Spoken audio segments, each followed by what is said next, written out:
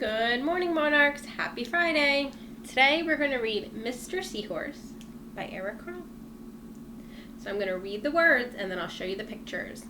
Now, as we're reading, we're going to be talking about lots of different fish and different animals in the sea. So while we're reading, I want you to try to think, what is your favorite fish that you see in the book right now, okay?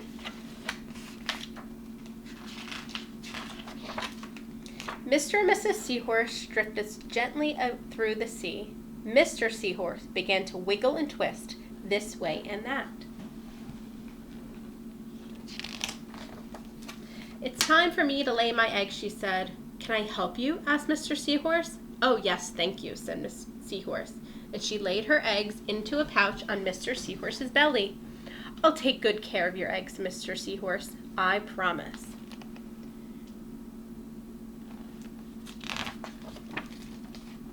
So seahorses, the boys, they carry the eggs in a little pouch in their belly and keep them protected until they're born. As Mr. Seahorse drifted gently through the sea, he passed right by, can you see it? A group of trumpetfish hidden in a patch of reeds.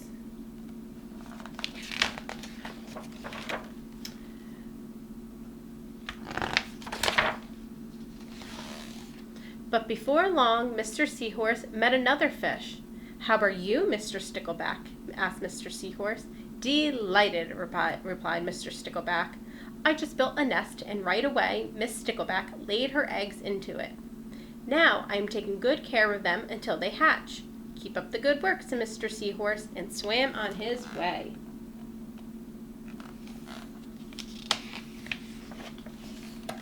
As Mr. Seahorse drifted gently through the sea, he passed right by, can you see it? A lionfish hidden behind some coral. But before long, Mr. Seahorse met another fish. "How are you, Mr. Tilapia?" asked Mr. Seahorse. Mr. Tilapia couldn't answer. His mouth was full of eggs. I know," said Mr. Seahorse. "Miss Tilapia laid her eggs, and now you're taking good care of them until they hatch." Mr. Tilapia nodded his head. "You must be very happy," said Mr. Seahorse, and swam on his way.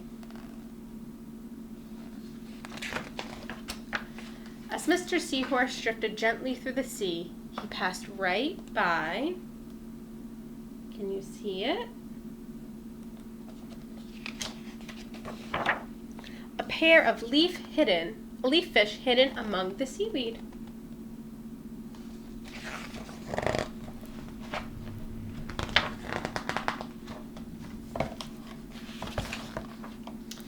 But before long, Mr. Seahorse met another fish. "How are you, Mr. Curtis?" asked Mr. Seahorse. "Perfectly fine," replied Mr. Curtis. "Miss Curtis laid her eggs, and I have them stuck on my head. Now I am taking good care of them until they hatch." "You're doing a good job, Mr. Seahorse," said Mr. Seahorse, and swam on his way.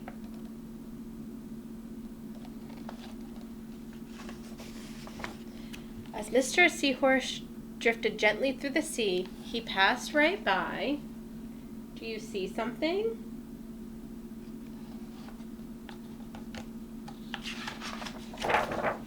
A stonefish hidden behind a rock.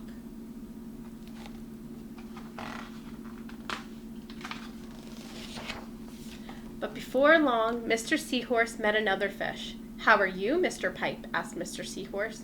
"Couldn't be better," replied Mr. Pipe. "Miss Pipe laid her eggs on my belly, and now I'm taking good care of them until they hatch." "You should feel so proud of yourself," said Mr. Seahorse, and swam on his way.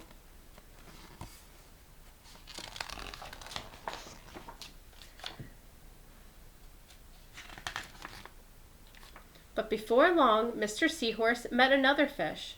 "How are you, Mr. Bullhead?" said Mr. Seahorse. "Tip-top," replied Mr. Bullhead. "Miss Bullhead laid her eggs, and the eggs hatched, and now I'm babysitting." "You were doing a fine job," said Mr. Seahorse, and swam on his way.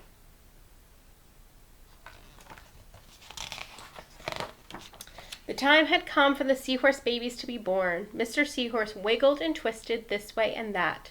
At last the babies tumbled from Mr. Seahorse's pouch and swam away. One baby turned around and tried to come back into the pouch. "Oh no," said Mr. Seahorse. "I do love you, but now you're ready to be on your own." The end. Okay, so now I want you to think about what your favorite fish was that we saw throughout. The seahorse, the trumpet fish, a stickleback, a lionfish. The lionfish is my favorite. Tilapia,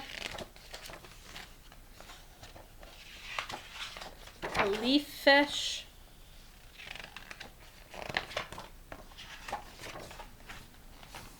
a stonefish, a pipe, or a bullhead. Okay. Now, on Parent Square, could you have your grown-up type what your favorite fish was so we can all see what each other says, okay? I hope you enjoy the rest of your day. I really enjoyed reading to you, and I'll talk to you again soon. Bye!